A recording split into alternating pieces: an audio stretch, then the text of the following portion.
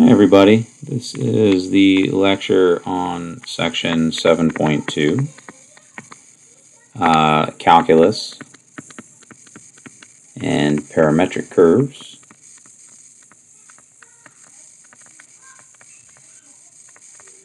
So, given a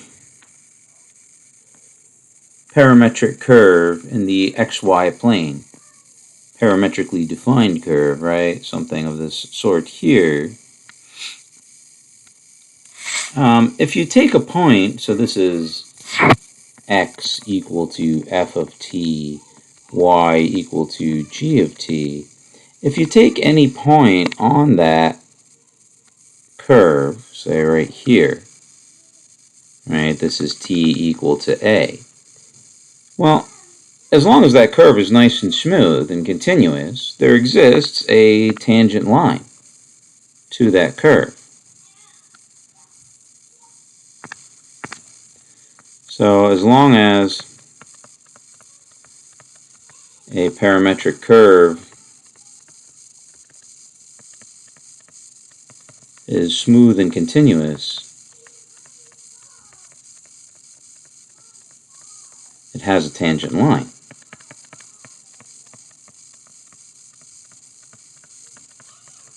Now, what's the slope of the tangent line? Right? This is not the xt plane or yt plane. It's the xy plane. But you've got everything in terms of t. So how does that work? Well, the slope of this line is still the change in y over the change in x, rise over the run.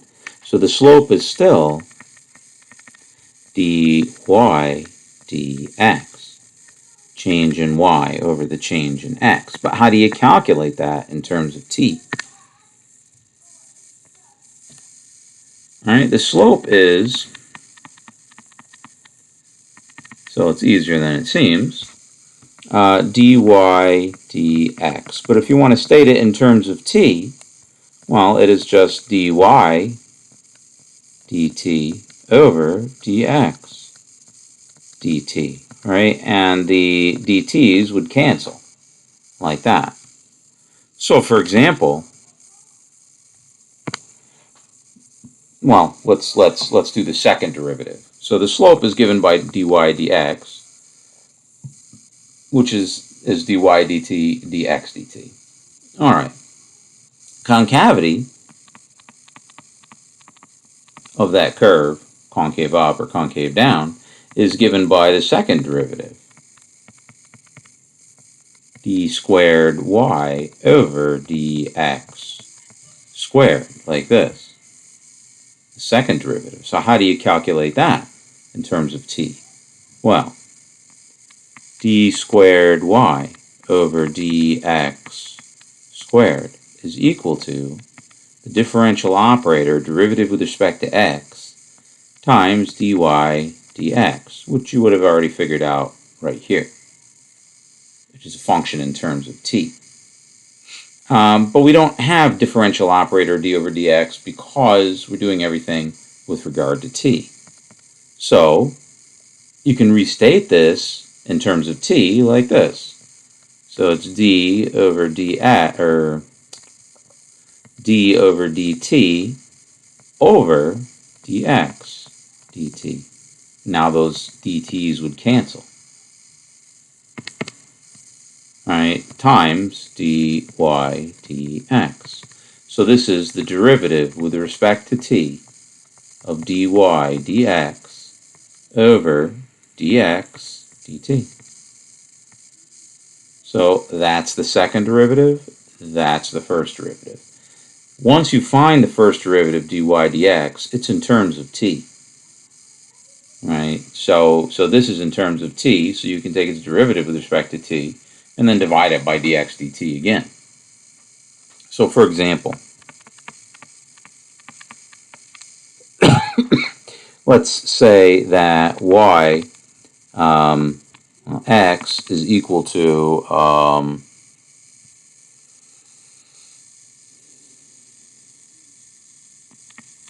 cosine t, e to the t. and y is equal to e to the 2t. Notice something.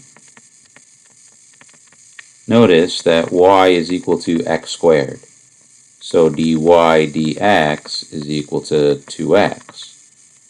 And d squared y dx squared, the second derivative, is 2.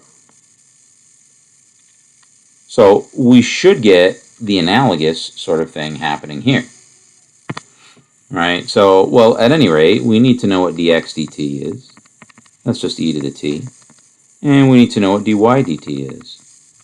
Well, by the chain rule, the derivative with respect to t is 2e to the 2t. Okay, so dy dx is equal to dy dt over dx dt. So that's equal to 2e to the 2t over e to the t. E to the t cancels like that. And we just have 2e to the t, which, by the way, is 2x. 2e to the t is 2x. And that's what we wanted to get. Right, so dy dx is that. Space.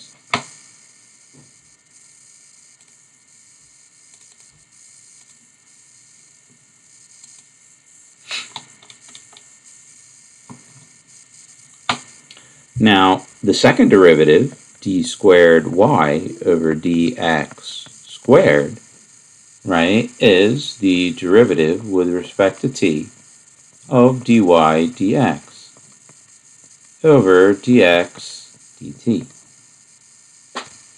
Right, derivative with respect to t of dy dx, which is just 2e to the t, over dx dt. Dx dt was e to the t. Well, the derivative of 2e to the t is just 2e to the t over e to the t is equal to 2. Right? That's what we wanted right there. Right? First derivative is 2x. X is e to the t, so that's 2x. Second derivative is 2. So there it is right there. So we know that, we're getting the right result in that respect. Okay, so taking derivatives of these parametrically defined curves, derivatives in terms of dy dx, the first derivative, and the second derivative, d squared y dx squared, right? These are derivatives of y with respect to x. Derivatives of y with respect to x. So even though the function is defined as x in terms of t and y in terms of t, still we're able to determine those derivatives, y in terms of x, all done in terms of t. Okay, so we can tell increasing, decreasing, concave up, concave down. All right.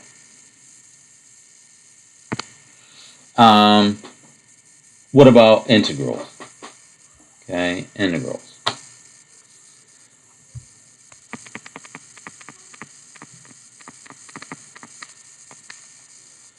Okay, suppose we have a parametrically defined curve without too much loop-the-loops and crossing over itself like this. Right? This is in the xy plane. This is x equal to f of t, y equals to g of t. And you're starting at this point and ending at this point, and you want to calculate this area here under the curve. You want to calculate the integral of y dx.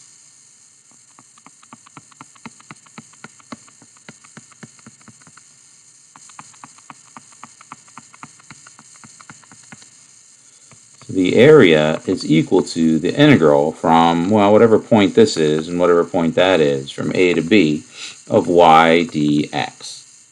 Okay, here we got to be a little bit careful to make sure we're doing things the right way. So x is in terms of t and y is in terms of t. So how do we calculate that?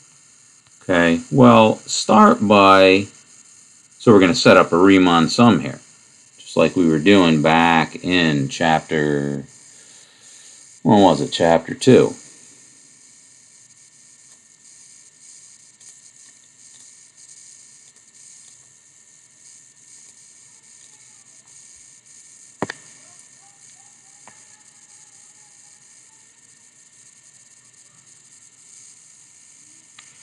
Okay, so here's your function, right? So you let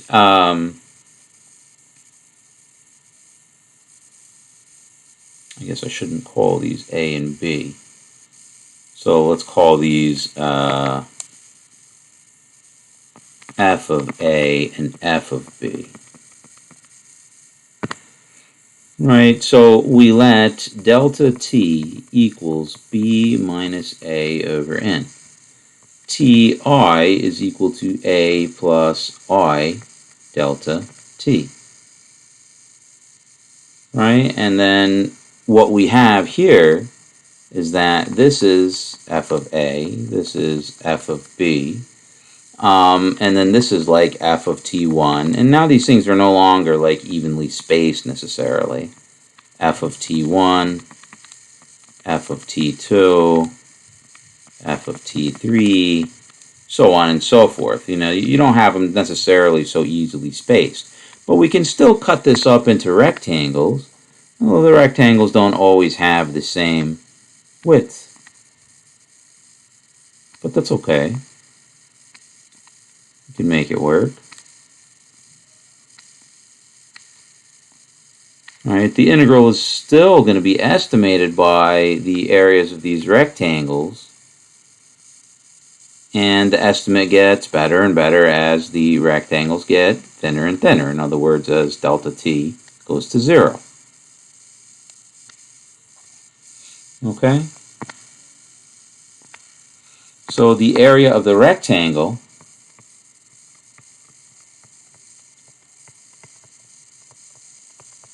right? Well, the width at the bottom, that's xti minus 1 xti.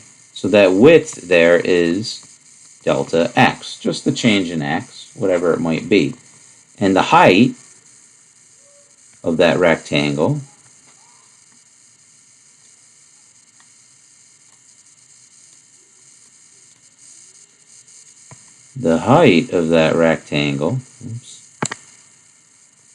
is just given by g. All right, this is f.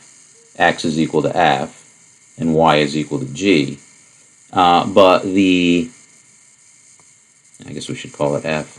fxi minus 1 f, or ti, fti.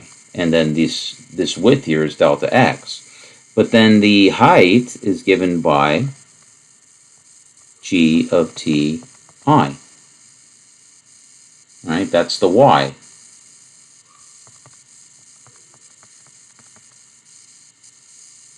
So the area under the curve is equal to the integral from the limit as n goes to infinity, the sum, I equals 1 to n, the area of this thing here, which is gti times delta x, the width, the height times the width. But this is equal to the limit as n goes to infinity, sum, I equals 1 to n, gti delta x over, and let's put delta t there, and then uncancel the delta t's like that. But as n goes to infinity, right, so this is a function in terms of t. This is a function in terms of t, and this is delta t. So by definition of the integral, this is the integral from a to b of g of t. This is dx dt. And this is dt. So it's the integral from a to b of g of t, f prime of t, dt. This here is y, and this here is dx. Y dx. dx being f prime of t dt. Right? As n goes to infinity, we have that the delta t is going to 0. So change in x over change in t as delta t goes to 0 is just dx dt. Right? So that's the integral that we get. So the area under the curve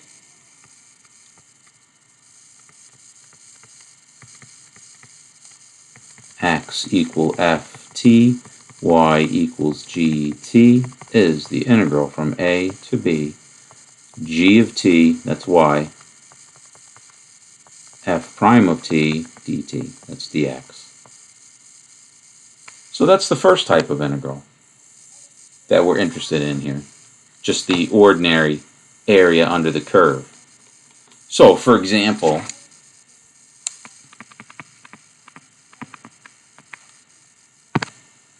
well, let's look at the circle. Right? Let's calculate the area of a circle. So here is x equal to, so it's a circle of radius a cosine t, y equals a sine of t, 0 less than or equal to t less than or equal to pi over 2. So the area is equal to 1/4 of the full circle.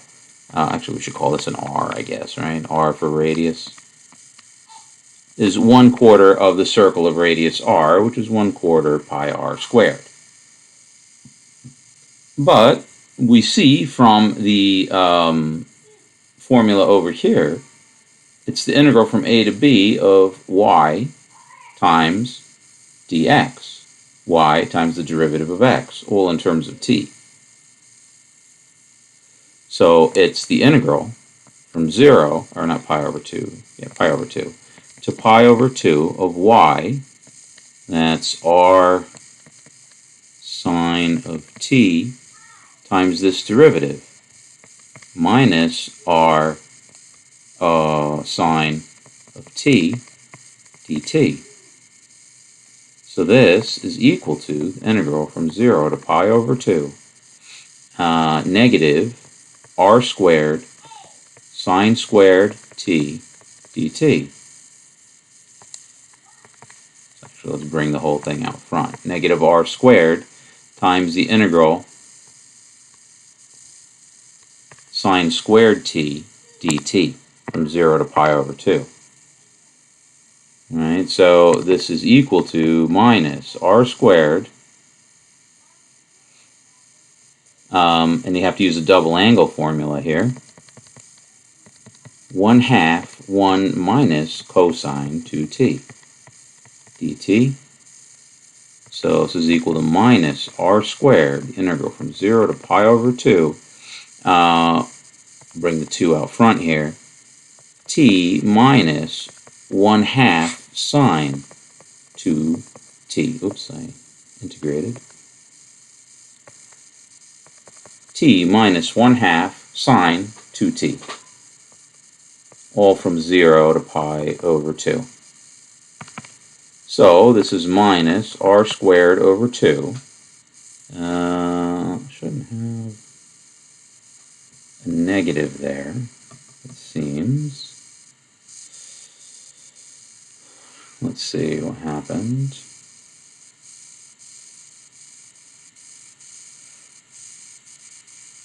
Y is sine, x is cosine, derivative of cosine is minus sine.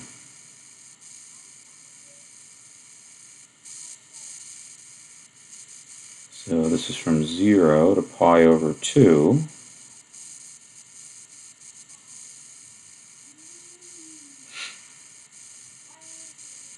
Oh, this is t equal to 0 here. This is t equal to 0, and this is t equal to pi over 2. So it's going this way. Right, so these have to be reversed. Pi over 2 to 0. Pi over 2 to 0. Pi over 2 to 0. pi over 2 to 0. So at any rate, evaluating t, it's 0 minus pi over 2. Minus, evaluating the sign, well, sine of 0 is 0 and sine of pi is 0. So that's just both 0. So what did we get here? Pi r squared over 4. Just like what we wanted. Okay? So yet another proof of the area of a circle being pi times the radius squared. We did one already back when we did trigonometric substitutions. This is another one. It winds up being nearly the same integral, but, you know, it's a different calculation. It's a different calculation. Right. Next integral, arc length. So that was the ordinary integral. So integration, arc length. Now the arc length formula, when you define the curve parametrically, is much nicer, more intuitive than when you do it y equals f of x. So here's your curve. X equals ft, y equals g of t. Alright, so we estimate the length of the curve by using those line segments, like we were doing before.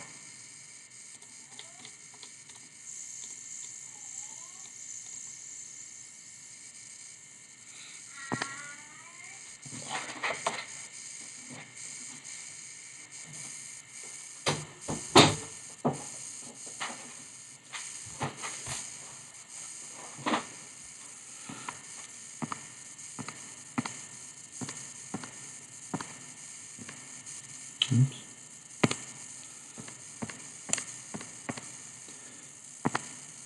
So delta t is equal to b minus a over n. Ti is equal to a plus I delta t.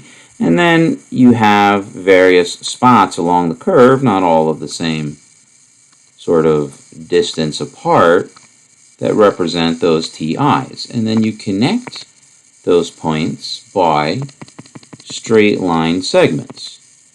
So let me make fewer of those. So here, here, here, here, here, and here. So connect those by straight line segments. Right? And the length of these straight line segments, they estimate the length of the curve. It's off just by a touch. There we go. And call these line segments SI. Right, so the arc length is the limit as n goes to infinity, sum I equals 1 to n of the length of SI, and that's it. Right, these line segments, they estimate the length of the curve, and then the more line segments and shorter the line segments are, in other words, as delta t goes to 0, as n goes to infinity, you get the actual length. But what is the length of these things?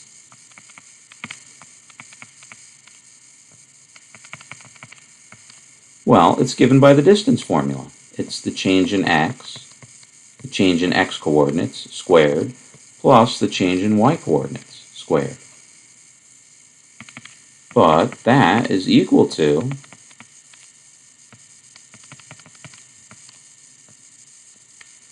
change in x coordinates squared plus the change in the y coordinates squared times delta t over delta t. Just times 1. But now I'm going to bring this delta t inside the square root here.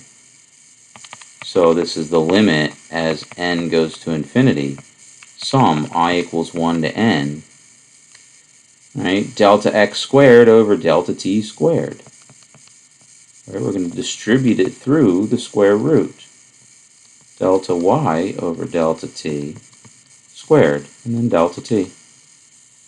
So this is equal to, by definition, right, this is a function with respect to t. This is delta t.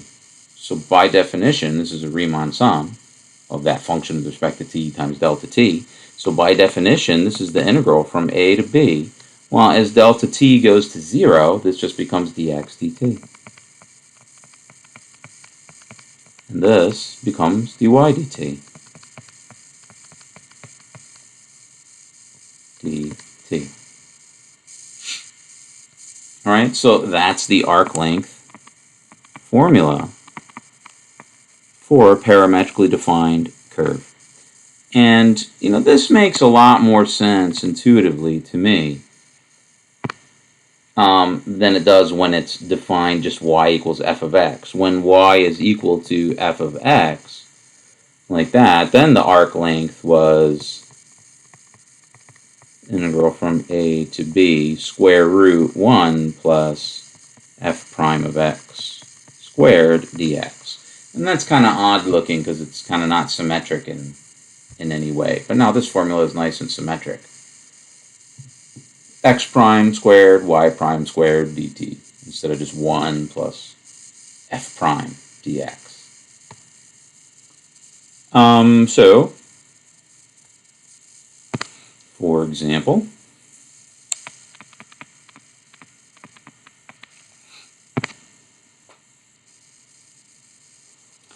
let's take a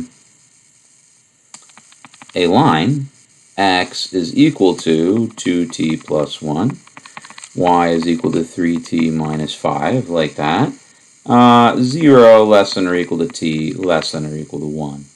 Alright, so we've got a line that starts at 1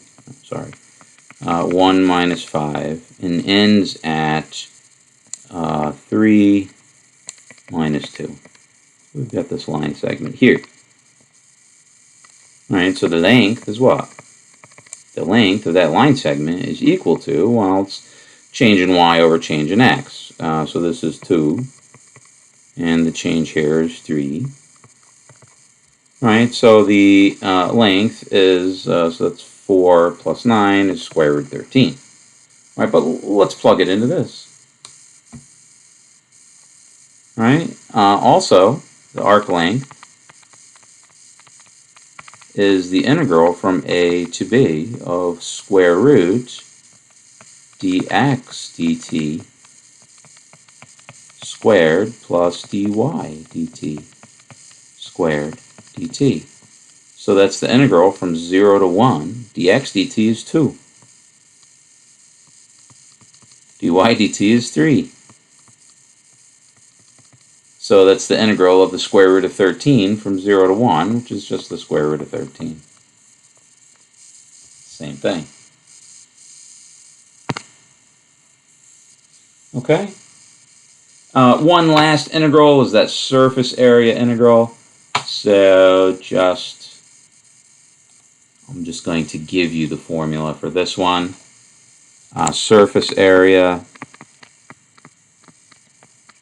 So you've got a curve parametrically defined. X equals f of t, y equals g of t, like that. And then you're going to spin that guy around the x-axis.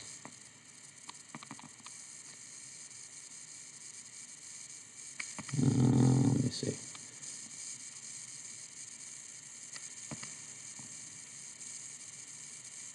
Like that. And we're going to ask what's the surface area of this thing. Right, well, that's one of the things that we talked about way back in chapter, back in chapter 2, was it? Chapter 3. But here, the surface area is equal to, let me put that one in red there.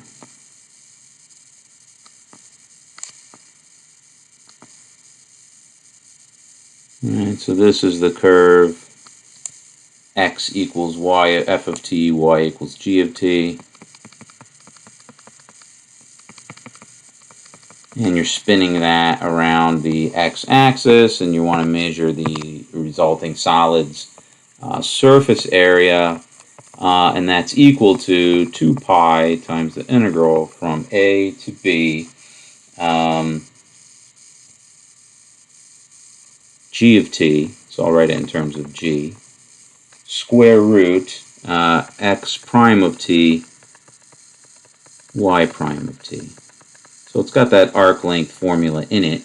Another way to write this is 2 pi, the integral from a to b, y times the square root dx dt, dy dt,